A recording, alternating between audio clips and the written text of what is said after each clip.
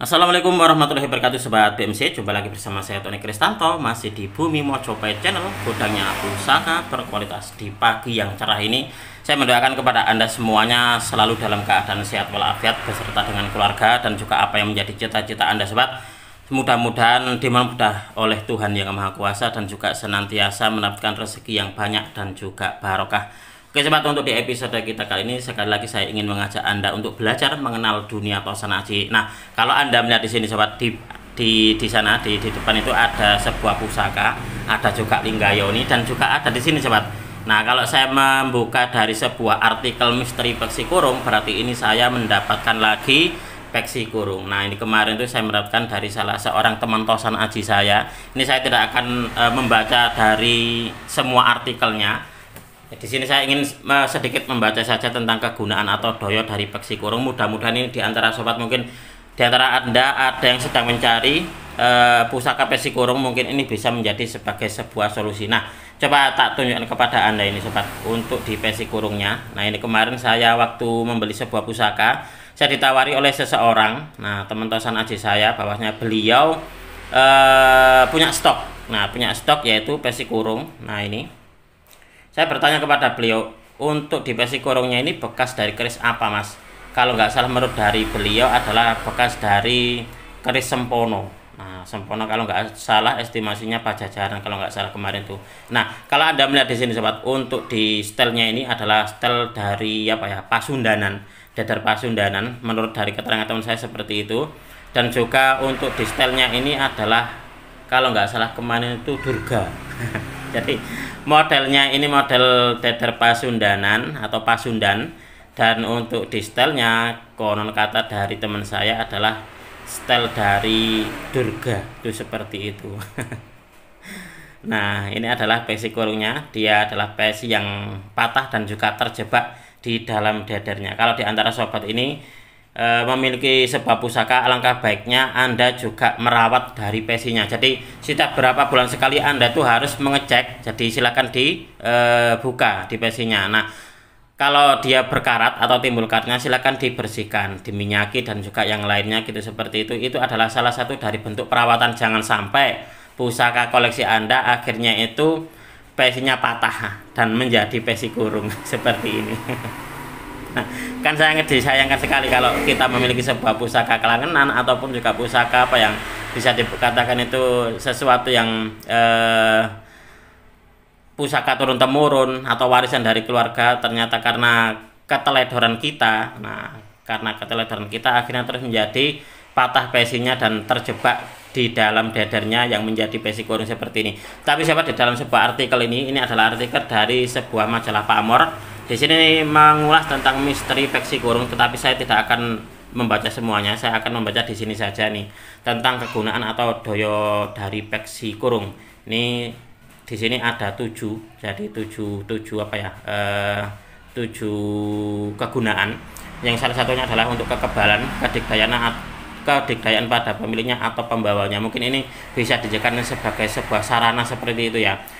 2, jika digunakan untuk menagih hutang akan membawa hasil. Dan 3, menambah kewibawaan atau kewibawaan pemilik atau pembawanya. Jika berhadapan dengan musuh dapat menjatuhkan lawan.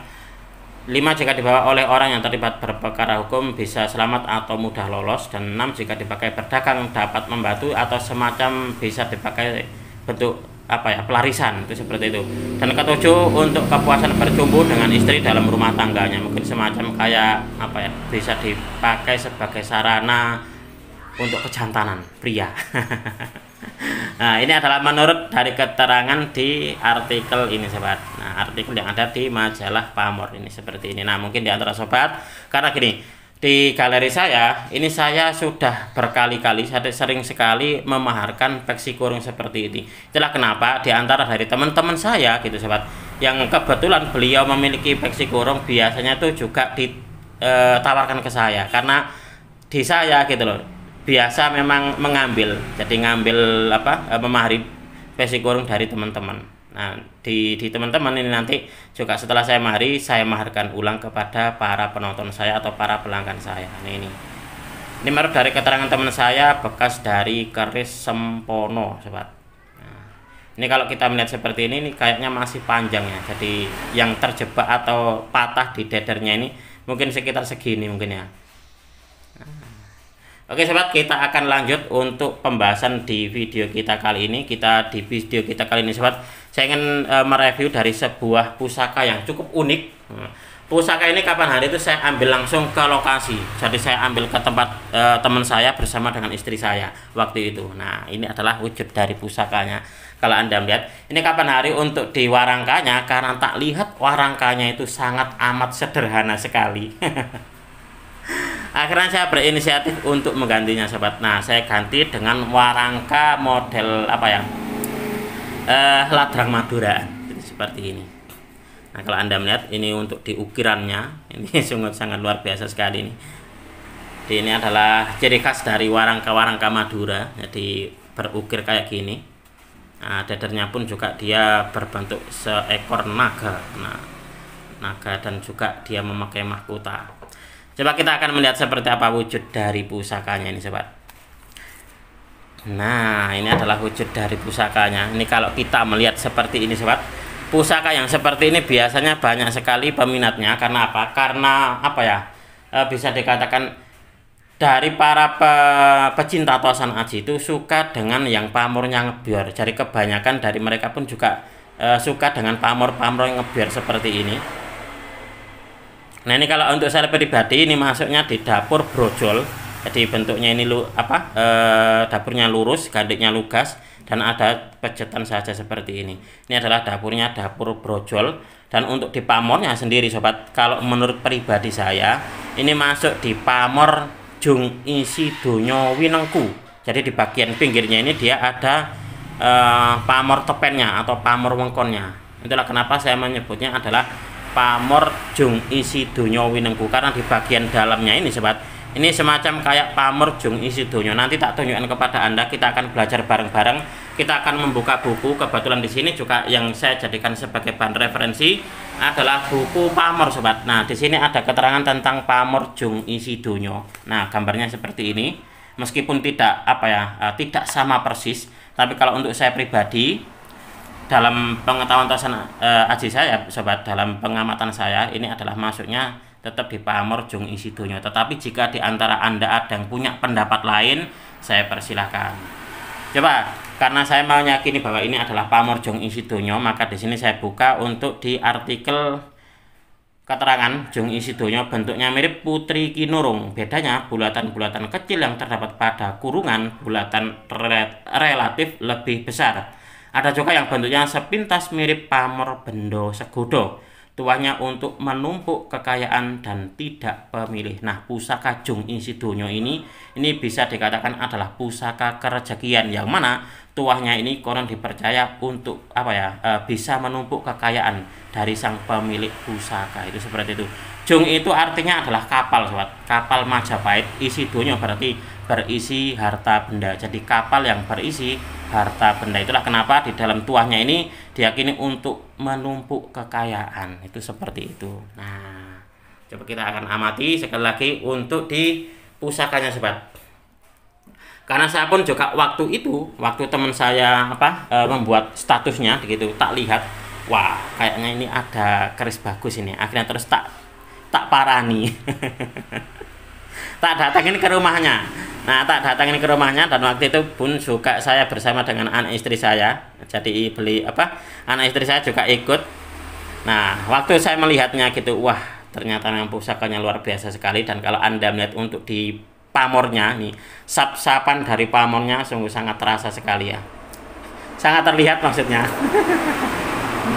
Nah, di sini ada sebuah pamor sebenarnya sobat, di bagian sirah cecaknya ini. Ini kalau di dalam pengetahuan tosan aji saya, ini adalah pamornya pamor Pasu Alam.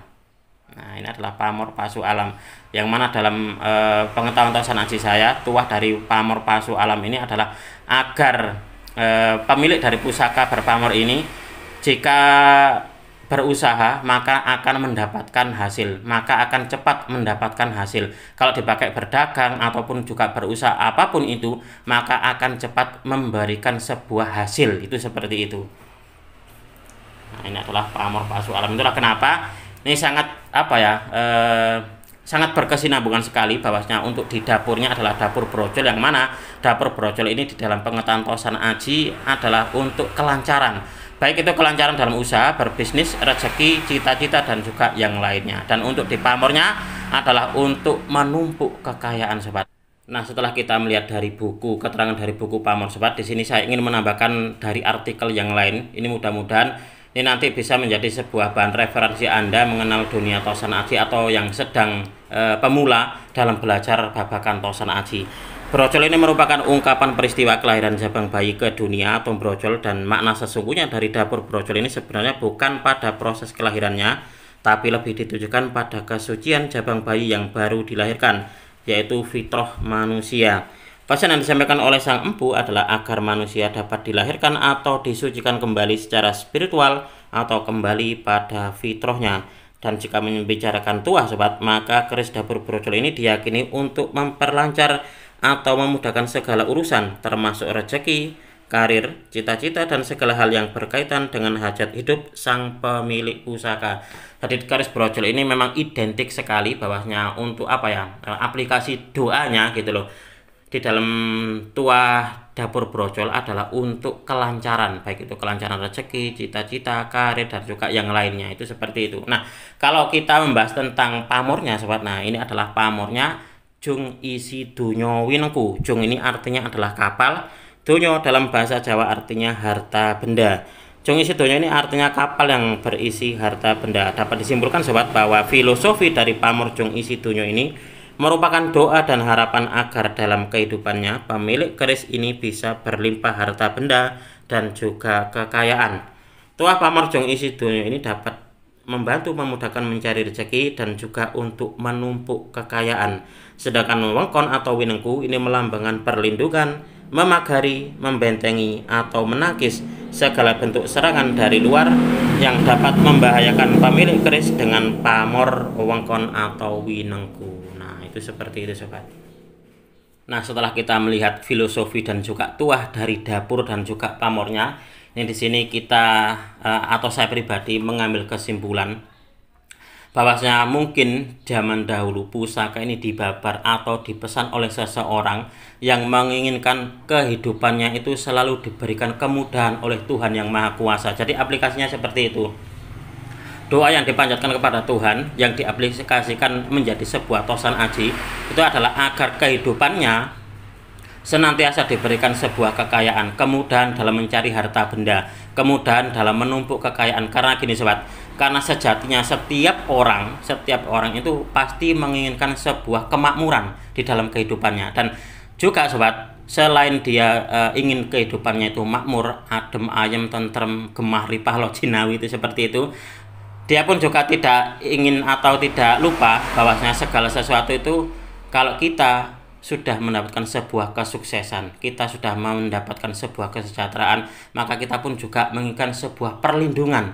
Perlindungan dari siapa? Tentunya perlindungan dari Tuhan yang Maha Kuasa. Karena sifat manusia itu kebanyakan kalau melihat seseorang itu hidupnya itu enak, hidupnya itu kaya, hidupnya itu bergelimang harta benda, terkadang ada saja orang yang tidak suka. Itu seperti itu. Itulah kenapa terus dibuatlah juga selain Jung isi dunyo yang tuanya untuk bisa mencari kekayaan atau juga dimudahkan dalam mencari kekayaan atau menumpuk kekayaan, juga senantiasa mendapatkan sebuah perlindungan dari Tuhan yang Maha Kuasa. Itu seperti itu sobat.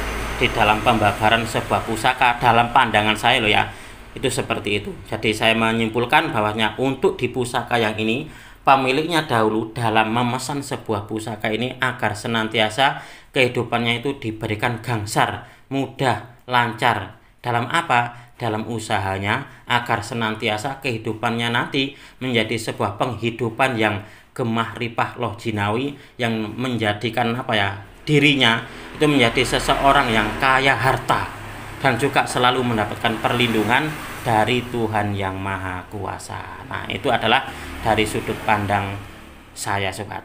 Mungkin di antara sobat pun juga ada punya pendapat lain. Oh mas, kalau untuk saya itu sudut pandangnya seperti ini, monggo silakan. Karena di dalam dunia Tosan Aji memang multi tafsir sobat. Jadi satu bila pusaka terkadang setiap orang itu maka akan berbeda-beda pula dalam menafsirkannya. Nah, oke sobat, mungkin untuk di video ini cukup sekian. Saya berterima kasih sekali lagi kepada Anda yang sudah menonton video ini mulai awal hingga akhir. Mudah-mudahan video ini bisa sedikit menambah pengetahuan dan juga wawasan, khususnya bagi Anda para pecinta Tosan Aji pemula. Marilah kita bersama-sama untuk mengenal, mencintai, merawat dan juga melestarikan Tosan Aji Nusantara, karena kita adalah pewaris dari budaya ini. Wong Jawa ojo nganti ilang Jawani. Orang Nusantara harus berani untuk punya pusaka. Apabila ada kesalahan dan juga ada kekurangan dalam saya menyampaikan uraian ini tadi, saya memohon maaf yang sebesar-besarnya. Dari saya cukup sekian. Terima kasih dan wassalamualaikum warahmatullahi wabarakatuh. Rahayu, rahayu, rahayu.